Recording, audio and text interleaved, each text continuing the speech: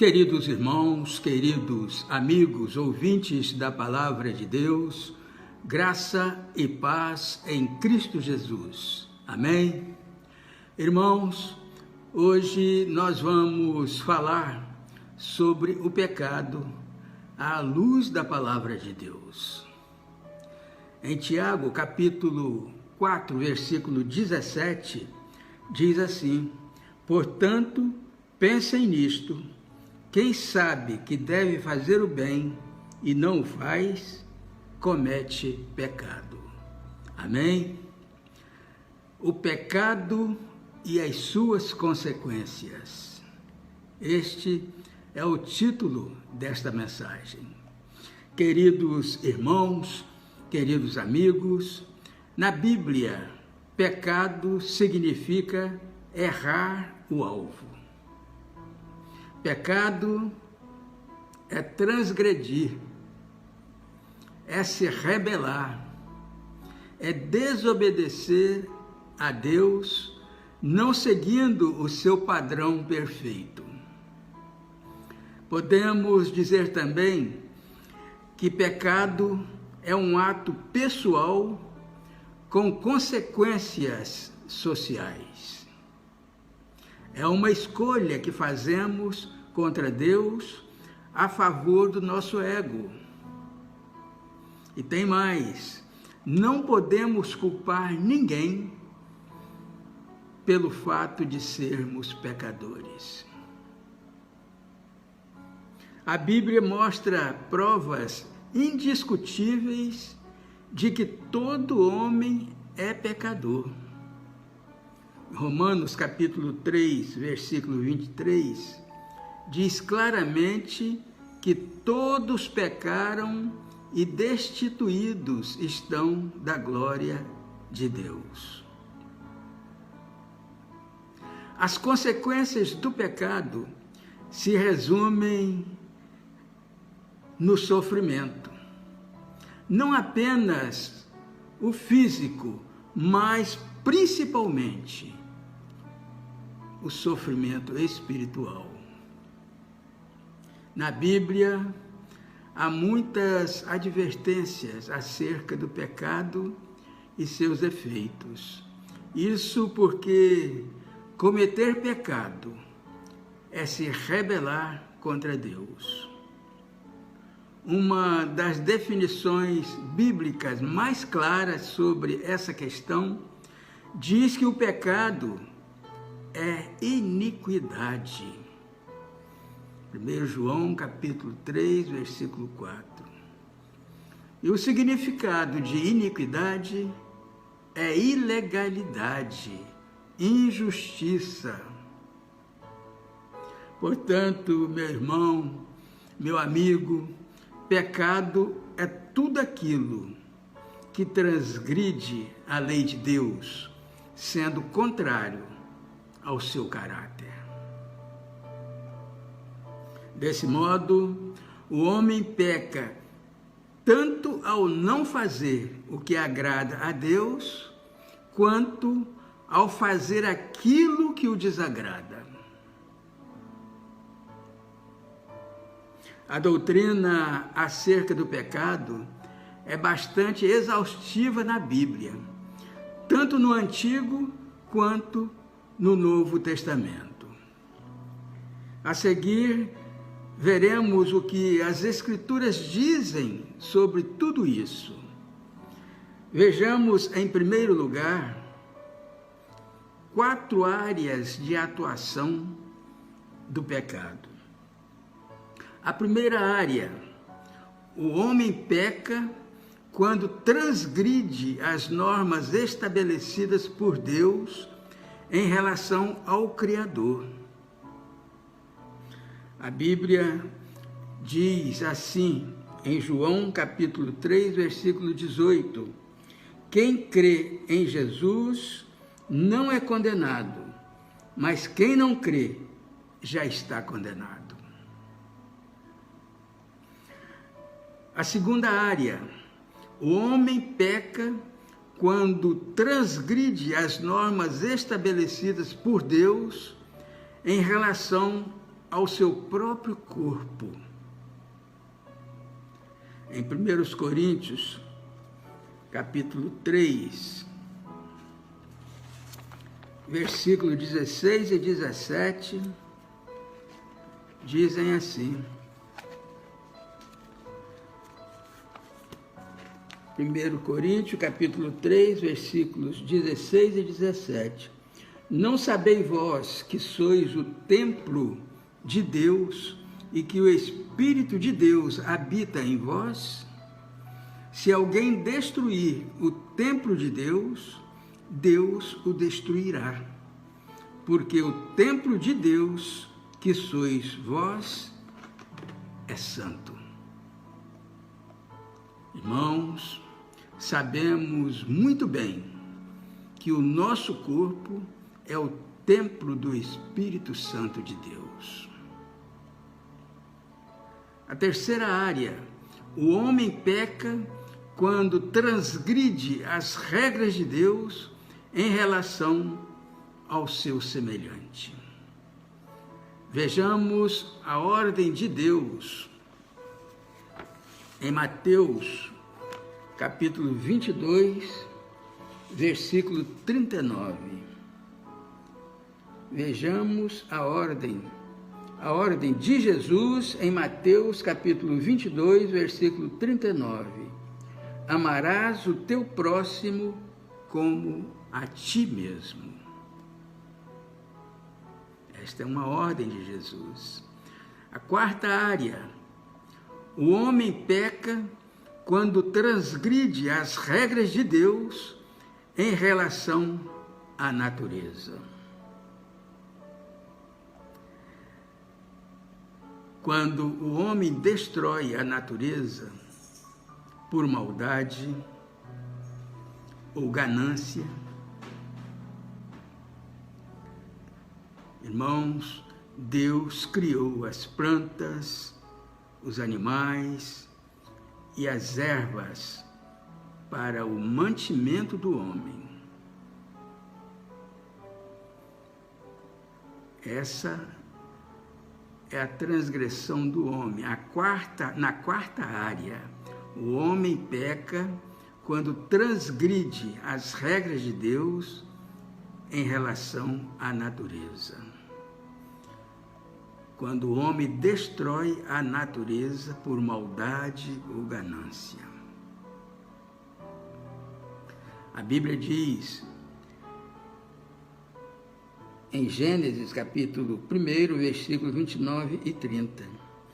E disse Deus: eis que vos tenho dado toda a erva que dê semente, que está sobre a face de toda a terra, e toda árvore em que há fruto que dê semente, ser-vos-á para mantimento, e a todo o animal da terra, e a toda a ave dos céus, e a todo o réptil da terra, em que há alma vivente, toda a erva verde será para mantimento. E assim foi. Portanto, meus irmãos, que fique bem entendido que podemos sim matar os animais, somente para nossa subsistência e não por maldade ou por esporte. Em segundo lugar, 3 atitudes do homem em relação ao pecado. A primeira atitude: há pessoas que pecam, mas não confessam os seus pecados. Em Atos, capítulo 17, versículo 30, diz: mas Deus, não tendo em conta os tempos da ignorância, anuncia agora a todos os homens e em todo lugar que se arrependam. Irmãos, existem pessoas que pecam por ignorância, porque ainda não aprenderam que o pecado precisa ser confessado. Já outras pessoas encobrem os seus pecados. Vejamos o que diz Gênesis, capítulo 4, versículo 8 e 9. E falou Caim com o seu irmão Abel. E sucedeu que, estando eles no campo, se levantou Caim contra o seu irmão Abel e o matou. E disse o Senhor a Caim: onde está Abel teu irmão? E ele disse: não sei. Sou eu guardador do meu irmão?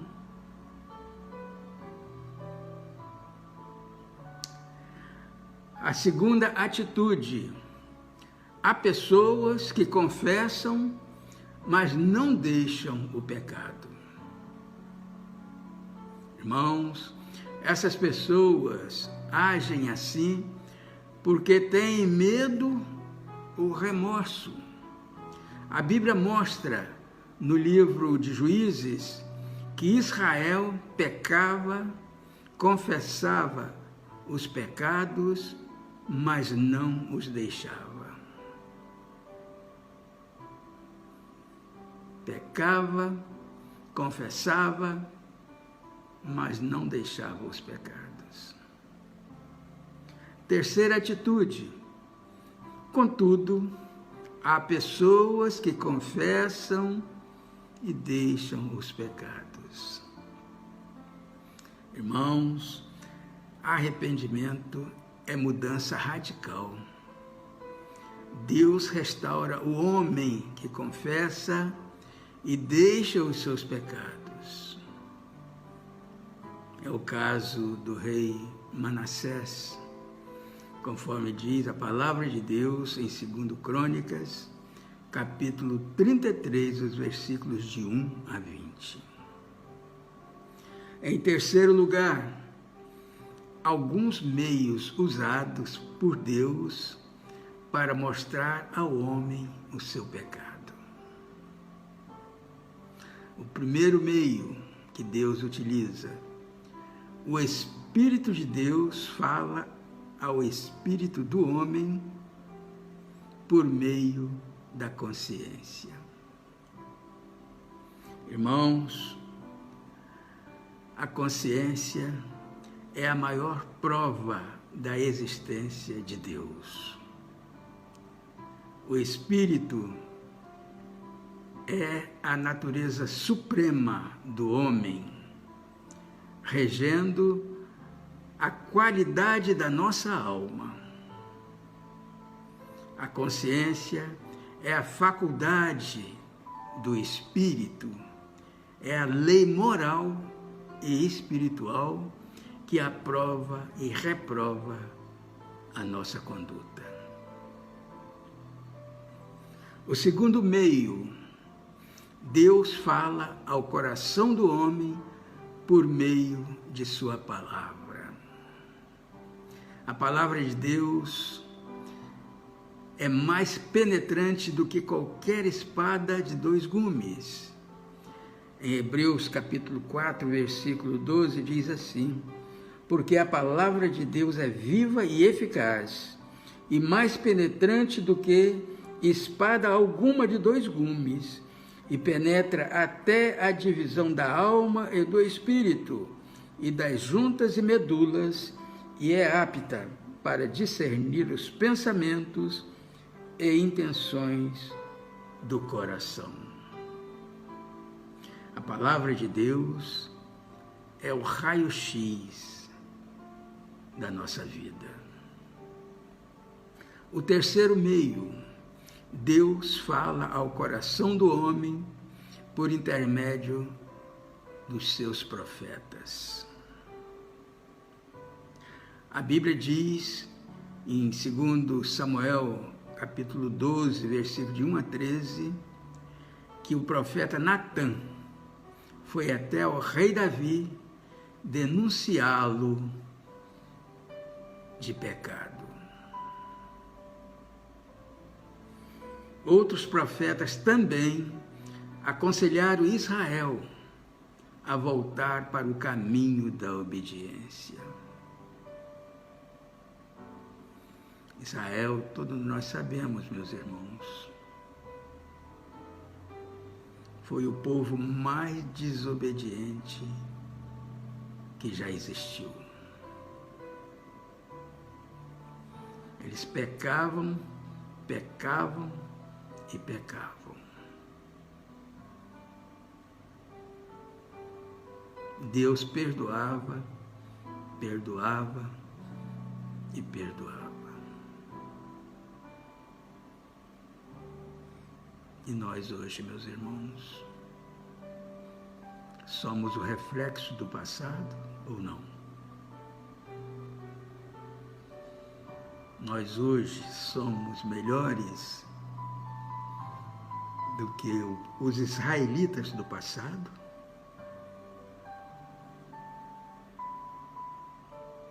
Devemos refletir, não é, meus irmãos? O quarto meio, Deus fala ao coração do homem por meio de uma ação direta. Foi o que aconteceu com o profeta Isaías.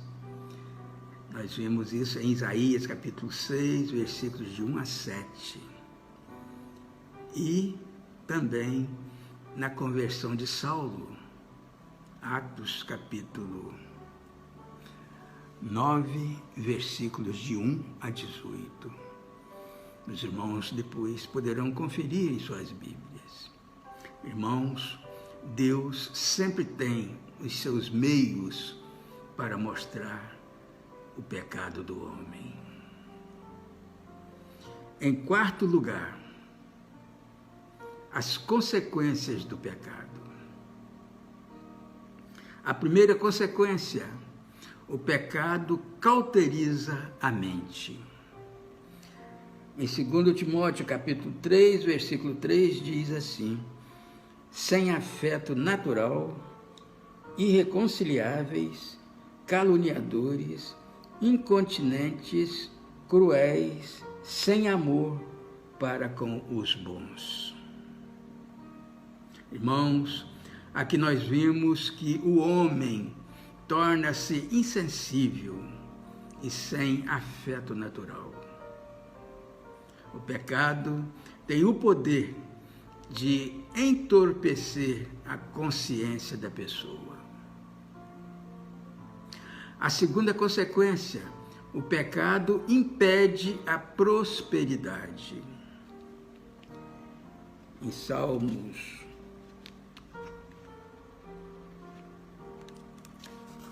107, versículo 17. Salmos 107, versículo 17, diz assim: os loucos, por causa da sua transgressão e por causa das suas iniquidades, são aflitos. Os loucos, por causa da sua transgressão e por causa das suas iniquidades, são aflitos. Entendemos aqui, meus irmãos, que a pessoa que peca nunca prospera, pois não conseguem concluir nenhum projeto em sua vida. A terceira consequência, o pecado causa doença. Em Salmos 32, versículo 3 e 4, diz assim: quando eu guardei silêncio, envelheceram os meus ossos pelo meu bramido em todo dia, porque de dia e de noite a tua mão pesava sobre mim. O meu humor se tornou em sequidão de estio. Irmãos, o salmista nos mostra a importância e o poder da confissão. Ele diz: enquanto eu mantinha escondidos os meus pecados, o meu corpo definhava de tanto gemer.